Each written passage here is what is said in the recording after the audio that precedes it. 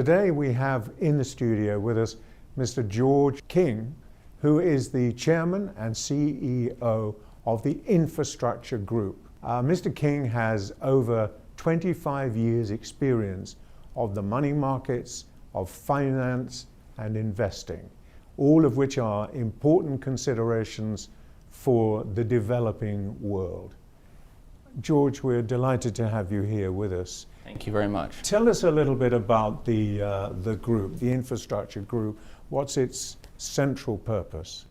Infrastructure Group is focused on helping international clients increase the value of their overall portfolios, which to the family offices, the sovereign wealth funds, and the individual investors who are our clients represents two considerations of equal importance.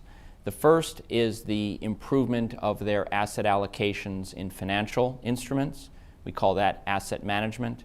The second is to improve the performance of their operating companies, which we call corporate development.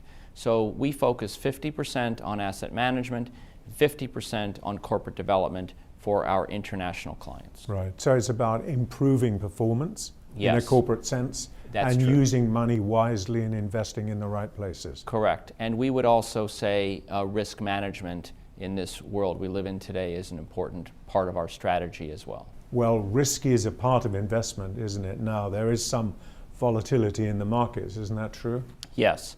I think there are two perspectives on the volatility. The volatility is absolutely real, and it's geopolitical volatility, it's commodity volatility, it's financial markets. So all this volatility is absolutely real. However, when one looks at the volatility in the historical context, it's a normal part of business. Right. So our advice to our clients and our clients' perspective is that volatility is just part of the world, and risk management needs to be part of your daily approach to things. Well, you are very much involved in the global economy. You're an inveterate traveler. I mean, even Yes. so far this year, I think you've been to Abu Dhabi, you've been to Hong Kong, you've been to the West Coast, you've been to London, which is an important investment center, obviously, and now here you are back in New York. I mean, what do you detect really in terms of market volatility and opportunity from those travels? Yes, you're absolutely right. I'd say we started off the year in Hong Kong, and then in sequence moved from Hong Kong to the west coast of the US, then Abu Dhabi, then London, using our New York headquarters. So in 60 days we've covered all of those major markets. We feel it's very important to be physically present as well as to stay informed through the world of communication that we have. What we detect is a combination of heightened concern but also in newfound optimism. Cautious optimism for the future, but heightened concern about the volatility and risk management requirements. Both of those going hand in hand and coexisting. Is that because of the apparent growth in trouble spots around the world, or is it the performance of the global economy generally? I think growth is a word that can be applied as an adjective to all of the above. Yes, there is growth in volatility, as anybody watching the news can see. Geopolitical risk, Tunisia, Egypt, the whole chain of events, that's obvious. But there's also growth in the Asia economy. There is growth in the emerging markets and the developing nations generally. And as we've seen even in the recent announcements, finally some signs of growth in the United States economy as well. Well, when you were in Hong Kong, what did you feel about the Chinese mood and attitude generally to investing in the developing nations? China is out in the world, very involved, and very open to engagement is my perspective. And globalization is producing some rather surprising opportunities in various parts of the world that require funding from other parts of the world, and that's something you do. Yes. You finesse these arrangements. You were mentioning earlier about an opportunity in the Middle East that would need funding outside that region completely. Yes, I can give you a real-life example. One of our clients is a very successful food company based in Abu Dhabi, Elite RMC, Elite Restaurant Management Corporation. They presently serve 20,000 meals a day to university students and oil field workers through their catering. It's quite an operation. And they have wonderful restaurants and the whole breadth of food service. 4 years ago, they were a startup company of 2 people. Today, they have almost 1,000 employees, and we're helping them to expand into Eastern Africa. The first stop is going to be Nairobi, and the expansion company is going to be incorporated in Abu Dhabi, operating in Nairobi, and funded from London.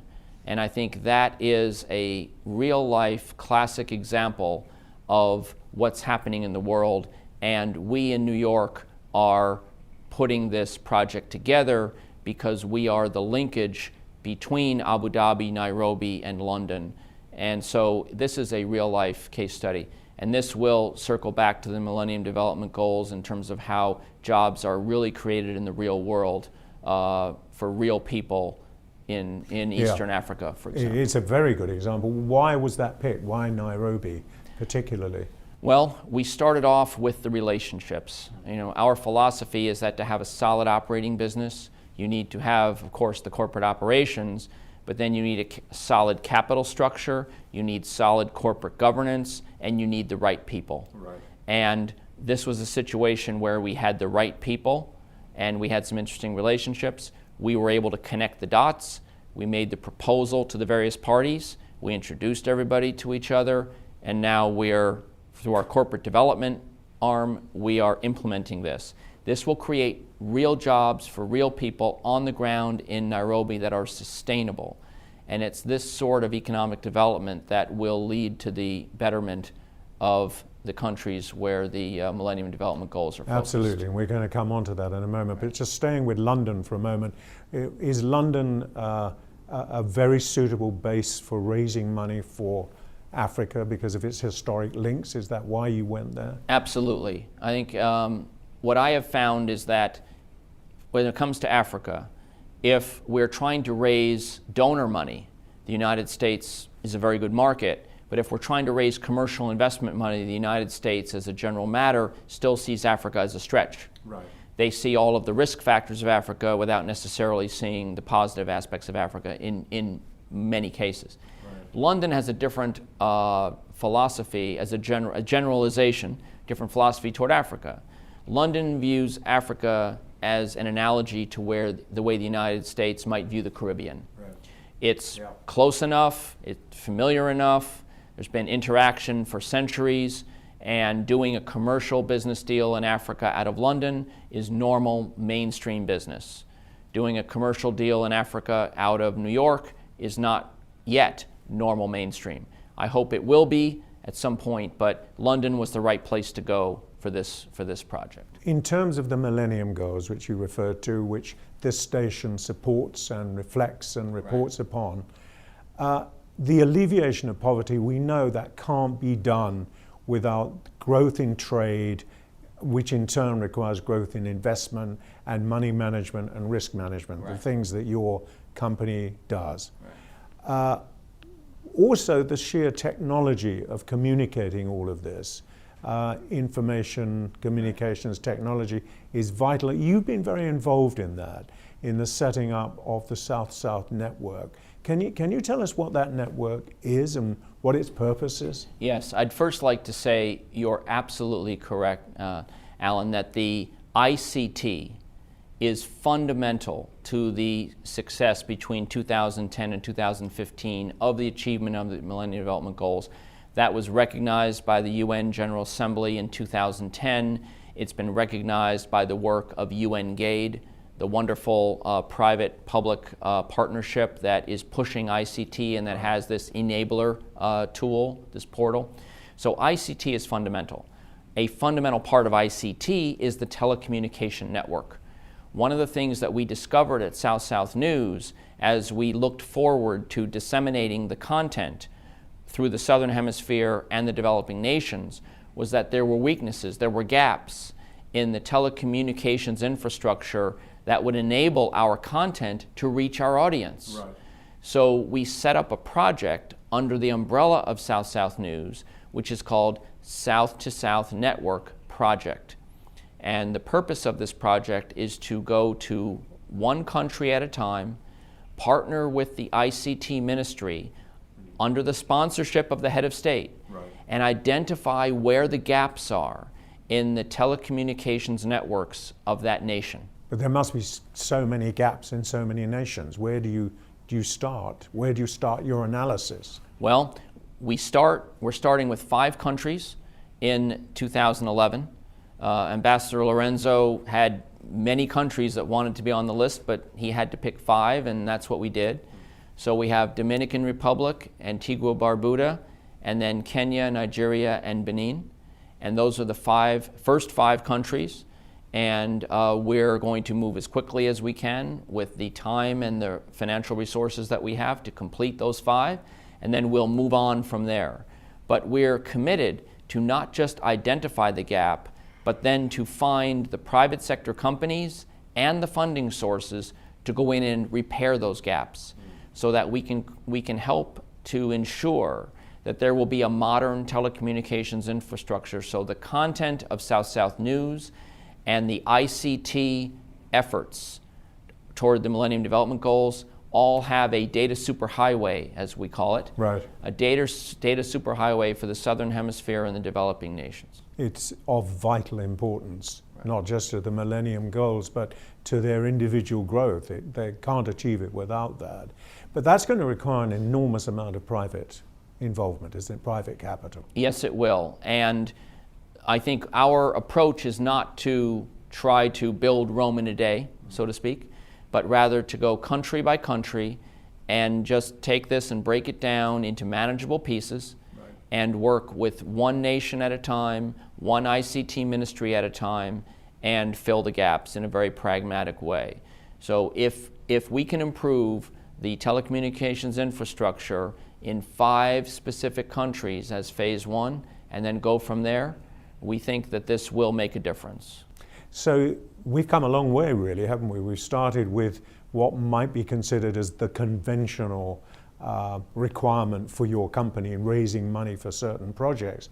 And now we're looking at a project that is so vast that it really directly assists the achievement of the United Nations Millennium Goals. You're absolutely right. And our work with South-South News started in 2010. It is the #1 public service commitment of our company, and everyone in the company is involved on a volunteer basis to help make this happen. So this is our #1 commitment, and we know it's a great big project, but we have wonderful partners. We're working with GAID, we're working with South-South News, we're working with public and private sector partners. We partner with the ICT ministry of the host countries. And I will also say this, every country that we go to, we go with the sponsorship and the support of the head of state. And we have Ambassador Lorenzo to thank for making that possible, and the United Nations ambassadors from the countries to thank for that. But when you go into a situation with the head of state supporting it, with the ICT ministry as your partner, Yes. and with a very practical objective of identifying the gaps and then filling the gaps, and you're not trying to change the world all at once, you're trying to change the world one country at a time. It's something that can be done because we're being practical about how we achieve it. Much in the same way that if a company wants to improve or a person wants to improve in their asset management, you have to take one step at a time, be patient, and be practical. Right. It's the same thing, because we are in a volatile world, and we have to be very practical about how we make progress. Right. Well, George King, Chairman and CEO of the Infrastructure Group, we wish you success in all your endeavors, particularly with the South-South Network, and thank you for talking to us, and come back and let us continue this discussion. Thank you very much, Thank Alan. you. It's a pleasure. Alan Capper, South-South Group.